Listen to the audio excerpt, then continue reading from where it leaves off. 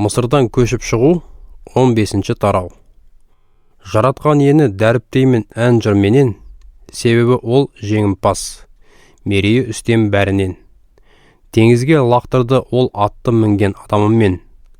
Жаратқан е, қайнар көзі күш қуатымның. Мадақтау жырларымды оған арнай берейін. Ем мені құтқарып, алып қалды аман есен. Жаратқан құдайым менің, оны мадақтайын. Ол әкемнің де құдайы, даңқын асырайын. Ем батыр жауынгер, есімі жаратқан е. Перғауынның күймелері мен әскерін теңізге, таңдаулы басшыларында қамысты теңізге, лақтырды терең су басқан олар тас іспетті, барлығы тұңғиыққа зымзия батып кетті. Уа жаратқан, оң қолың зор құдіретіңді танытты. Сенің қолың ой ем, жауларыңды талқандады. Зор ұлылығыңмен құлаттың қарсыластарыңды, лаулаған қаһарың сабандай жалмады оларды. Деміңнің лебінен бөгеліп, сулар тоқталды. Ағысы қабырғадай тіп-тіке тұра қалды. Теңіз ортасындағы терең су қатып қалды. Жау былай мақтанды. Өкшелей қуып жетемін, құмарымды қандырып олжасын бөлісемін. Семсерімді қынабынан суырып аламын, күшімді көрсетіп тас талқанын шығарамын. Ал сен демірлеп су көміп тастады оларды. Терең суға батып кетті қорғасындай барлығы. Уа жаратқан е, қай тәңір саған тең келер еді. Ешкім жоқ, сендей салтанатты да қасиетті. Даңқты ұлылығымен айбынды да қастерлі, керемет істер жасайтын сондай құдіретті. Сен қол созғанда жауды жұтып қойды о дүние. Құтқарған халқыңды рақымыңмен жетелейсің. Киелі мекеніңе зор күшіңмен жеткізесің. Басқа халықтар мұны естіп қорқып дірілдейді. Филистердің елін ғаламат үрей билейді. Едомның әмірлері асып-сасып қалады. Муаптың көсемдері де қалшылдап қорқады. Қанахандықтардың түседі ұнжырғалары. Уа жаратқан бәрін қорқыныш билеп үрей басады.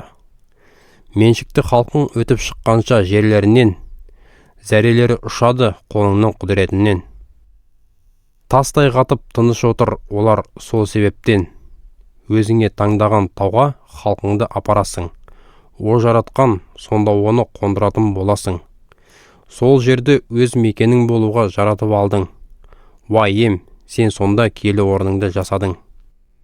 Мәңгі болады билігі жаратқан енің.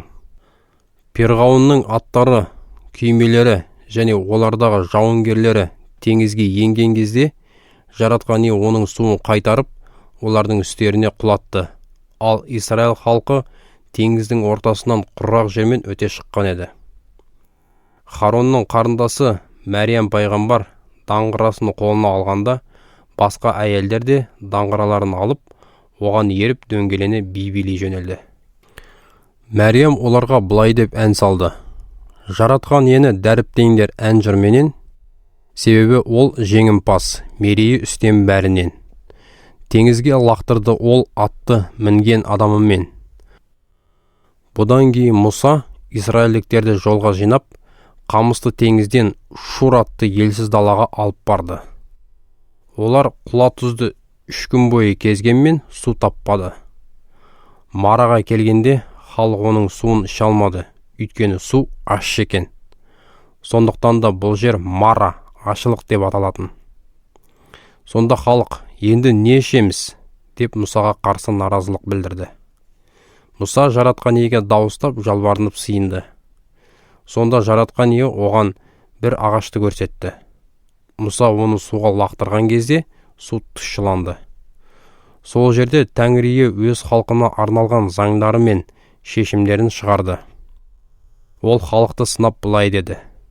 Мен сендердің құдайларың жаратқан емін. Егер менің айтқандарыма құлақ асып, маған ұнамды әділ іс істесеңдер, әрі өсиеттеріме ден қойып, барлық ережелерімді орындасаңдар, онда мен мысырлықтарға жіберген індет аурулардың бірде-біреуін сендерге жұқтырмаймын. Себебі мен сендерді сауықтырушы жаратқан емін. Содан кейін халық оны 2 су көзі, 70 құрма ағашы бар Елим деген шұратқа жетіп, бұлақтарды жағалай орналасты.